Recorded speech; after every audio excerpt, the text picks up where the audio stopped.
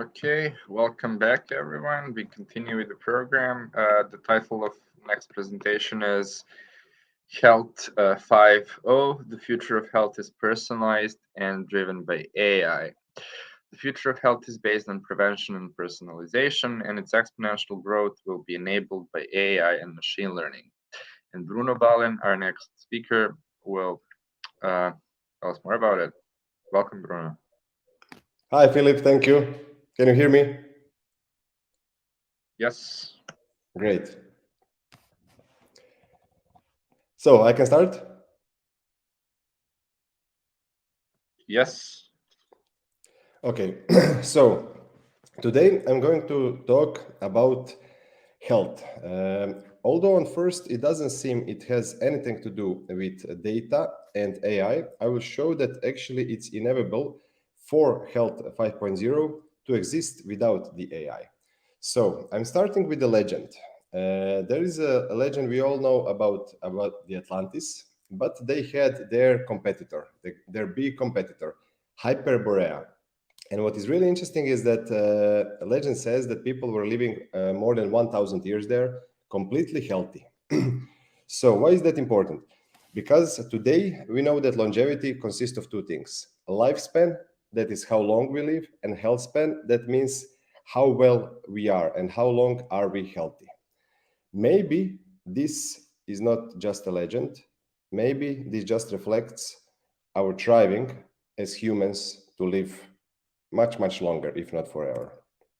So I would first like to give introduction to longevity as the industry. Already in 5 years, longevity industry will make 20% of global GDP, and in 15 to 20 years, it will be more than 50%.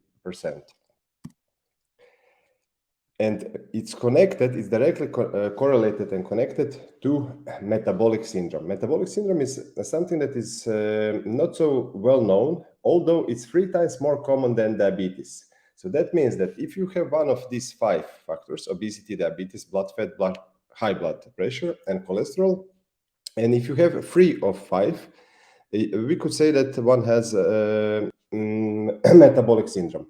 And what is interesting is that only 12% of Americans are metabolically healthy. So we cannot talk about increasing health span or lifespan without addressing metabolic syndrome.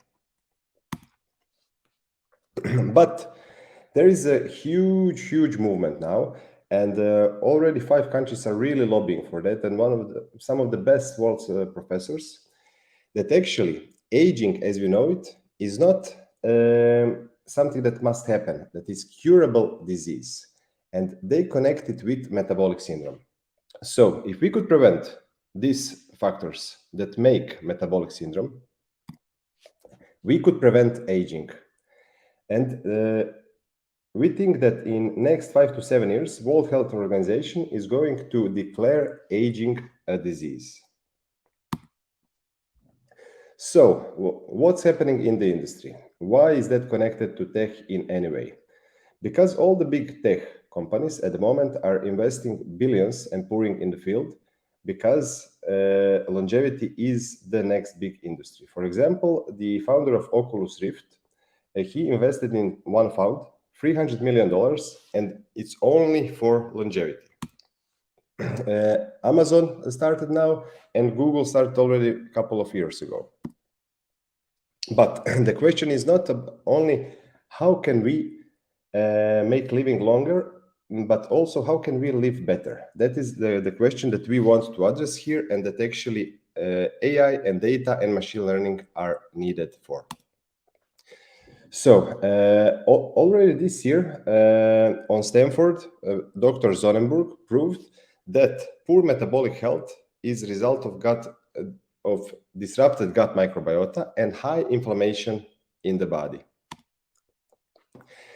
The problem, where does high inflammation come from? It comes from all the things that we are just eating on daily basis and not thinking about, is our food alive, or how are we actually treating our body from the inside?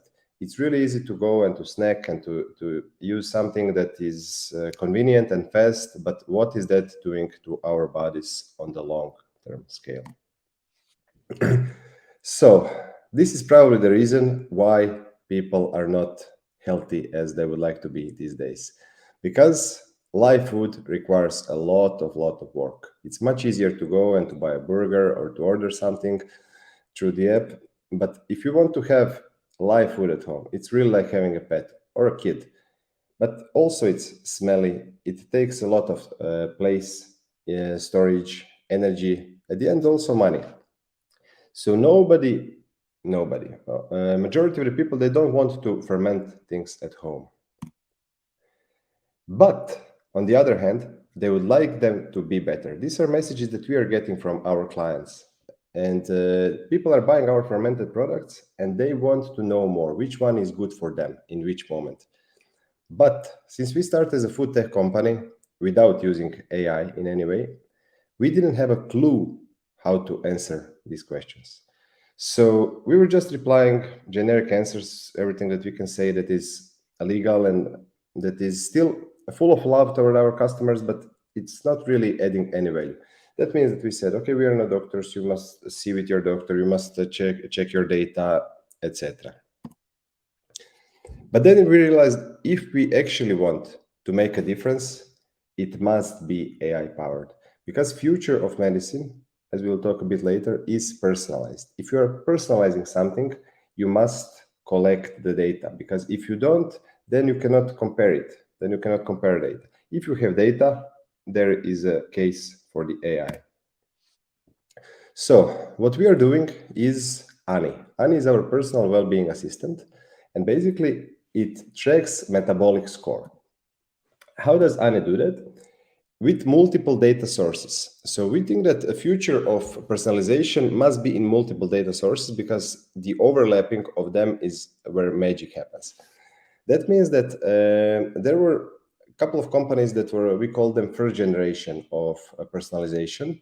For example, Take Care of. They were bought by Bayer for $225 million. And they had only quiz. That means 45 questions, you go there. They started with smaller amount of questions, lower. But then people asked, they said, I want to give you more answers, because then it seems that the answer and the therapy is more relevant to myself. So what we made, we also made quiz based on first generation personalization platforms. But we are also entering with gut microbiota RNA sequencing and continuous glucose monitor. When you have free overlapping data that no human can see correlations with, then we have a case for the AI and for Ani, our personal well-being assistant. Well, what is also important here is that usually, if you do gut microbiota sequencing, there are a lot of companies doing it. You send a stool sample, usually in a month, you get it back, and you get 40 pages review. The problem with that is that nobody ever reads that, because that's 40 pages about gut microbiota, bacteria, and everything else that you don't understand, that nobody understands. So the point of our AI well-being assistant, Ani, is to serve bite-sized pieces of information that everyone can understand. So, just to give our example, we started as a food tech company, as I said, and we launched this kombucha in really fancy packaging, but we realized that we don't want to sell just to sell when somebody is thirsty to drink it or so. So we made them completely functional, and we went really deep into personalization and possibility of delivery those kombuchas. This is how it looks when it comes to someone's home, how it's being opening. But actually, our mission is translating gut feeling into language we can all understand. That vision is not for tomorrow. It's not in 2 or 5 years that is going to happen. But we really believe that we can contribute in next 10 years, that as a humanity, we find out what is in this black box of our gut, because our body has 10 trillion cells, but 100 trillion microbes. So we are outsourcing so many things to our gut that we should stop neglecting it. Where we see future of personalization of food, well-being, and health is in different strains of bacteria that can target, like codes, certain behaviors, certain feelings, also hormones, neurotransmitters, everything that usually gut is doing for us. Of course, if it's healthy. So the landscape is becoming huge. It's still not mainstream in traditional way, but the biggest companies in the world are pouring billions in the field. For example, Zoe, that you can see here, they raised 50 plus million, and they have a really interesting way of collecting data. They send you a recipe for a muffin with blue color. So that means when you eat the muffin, and after that you go to toilet, you know exactly how long your metabolism needs to digest that muffin. January, they have continuous glucose monitor. So that means that for non-diabetic people, it's on your shoulder whole day, and it tracks your metabolic response. These are all great companies, but the problem is that nobody yet made it for majority of people. We still don't have the Apple or Google of longevity. For example, this is Viome. Viome is one of the most prospective startups in the area. They raised 80 plus million, and what they are offering are precision supplements in form of probiotics and powders, and they have different tests. For example, vaginal microbiota and gut microbiota, etc. They also use artificial intelligence, but the problem is that if you go and read their reviews, you will see that it's really, really early stage. So of course, they're a startup, they're making mistakes, but still, they are not authority in the field. Levels. Levels is a really great tool also for tracking a blood glucose level, but it's limited because sometimes 13 years before first symptoms, people have first problems with their insulin resistance. Here you can see. So I'm talking here about Health 5.0 that is based on personalization. Before, health was considered mostly as the absence of disease, but today it's more lifelong partnership. If you heard about a company called Whoop, they're now worth 4 billion, and they have just fitness trackers. But what they did, they don't have monitor on it, they don't count steps, so they went completely different, and they are offering only subscription model, only 25 bucks per month, and you always get the new device, new model when they launch it. Basically, they're all the time just updating software. And what they want to do, they want to predict your day based on your sleeping, day before, and all the data they have about you. They want to tell you how you are going to feel that day, and maybe that you should train a bit more, rest a bit more, avoid really complex decision, etc. So the future of Health 5.0 is in personalization through assistant or through system that is really helping you on daily basis, being like your friend. So not only absence of disease, but really feeling great.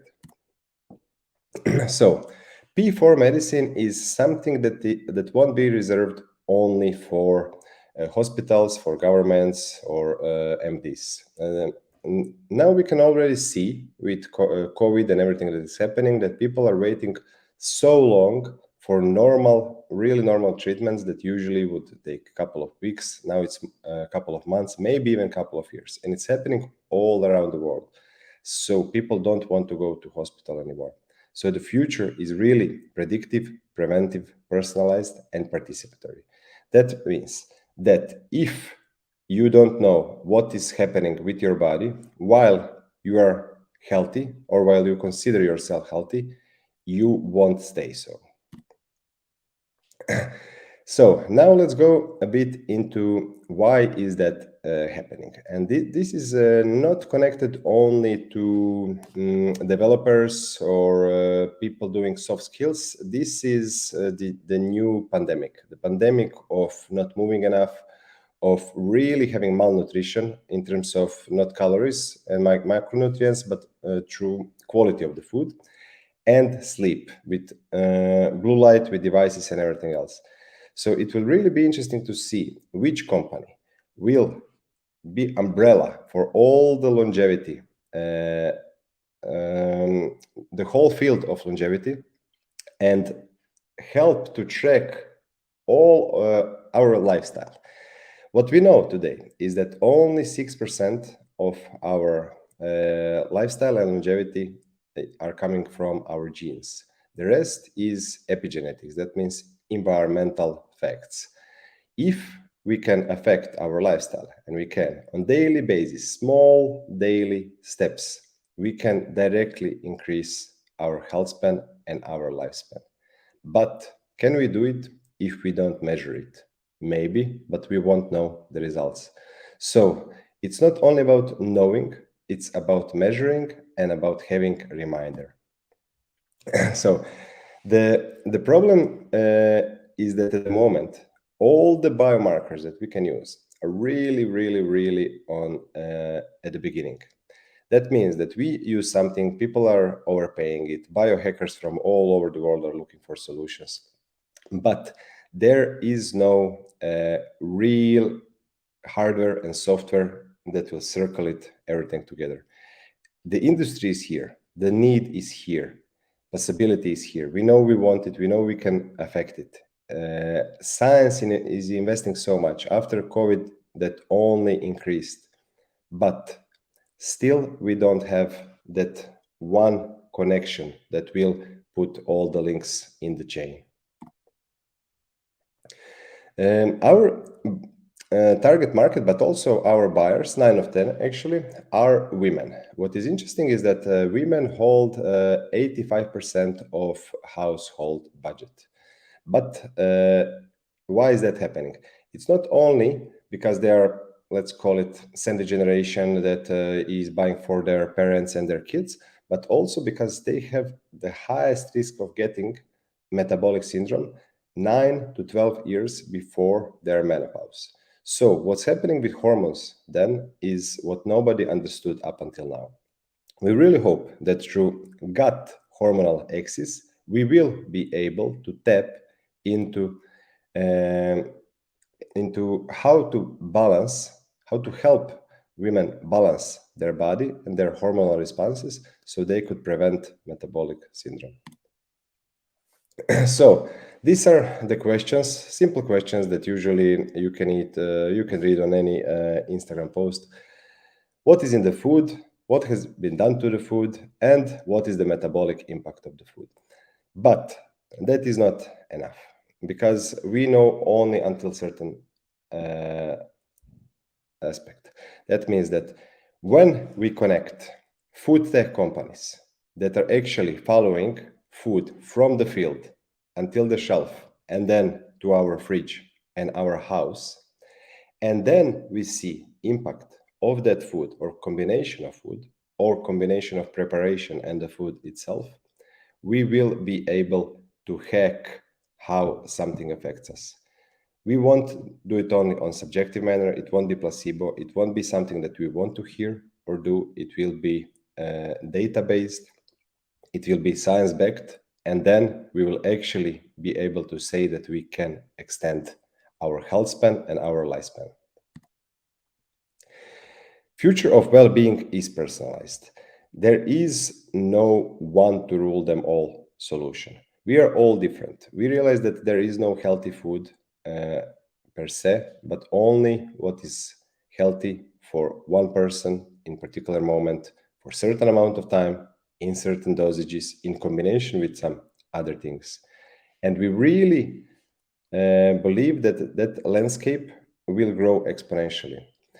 But here in the region, as we know, we are the only regional startup working in the field, but the US is growing exponentially. China is growing exponentially, Scandinavia as well. Switzerland has longevity valley for more than 10 years now.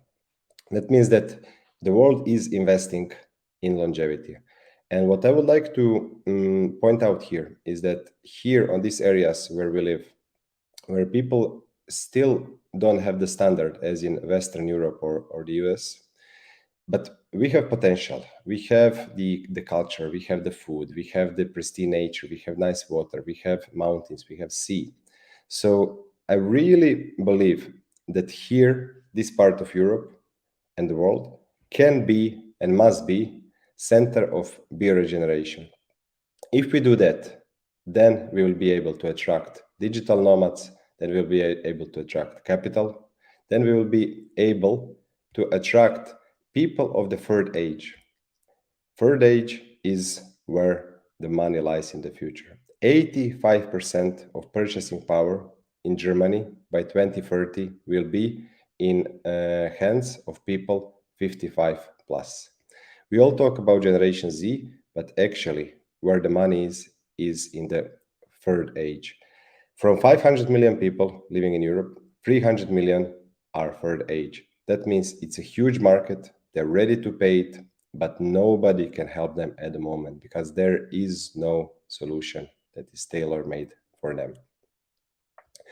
Our vision is becoming the world's most precise data company for longevity, but we cannot do it alone. We need partners in the landscape. As IT companies are competitors to each other, but also helping each other grow and actually allowing each other to go in more areas and while not splitting the cake, making the cake bigger and bigger day by day, we believe that the same principle should apply for longevity and AI as a part and prerequisite of the longevity as the industry. For now, one of the biggest problems is not enough data models, and also data sources are not standardized. If we find a way only that startups standardize their data collection, we will be able to hack metabolic health, longevity, and actually to disrupt humanity. That is what we call biological transhumanism. It's not based only on adding technology to people, but also to returning human beings to their core, which we forgot from the time of Hyperborea. Thank you. Thank you, Bruno, very much for very inspiring thoughts and optimistic ones. We have 5 minutes left, and let's see if we have any questions.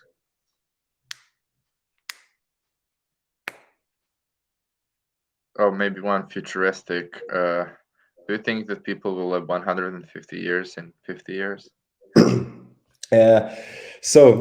thing is that with what we now know from the science is we could live up to 120 years. And the problem is that, for example, a liver is splitting 60 times, and you have a certain expiration date of the body as we know it. But in the next 50 years, there are breakthroughs that are expected. For example, 3D printed organs. So if you could change your liver, your heart, your lungs after a while, in that case, yes. And what Ray Kurzweil says, and he is Google's futurist, and up until now, he had 85% of predictions correct. He wrote 10 plus books. He says that by 2030, we will already reach level that for each passing year, we can add 1 year to our life. And that by 2050, we will actually have nanobots that are going through our body and killing pathogen cells. So let's see where it goes. But I think in 50 years, yes. Will we be humans then, still, with all these changes? I don't know, that's more philosophical questions. Yeah, thank you again for being with us today. People can reach out to you if they have any ideas in the field. Yeah, and we have several minutes before the next talk. Great. Thank you. Bye.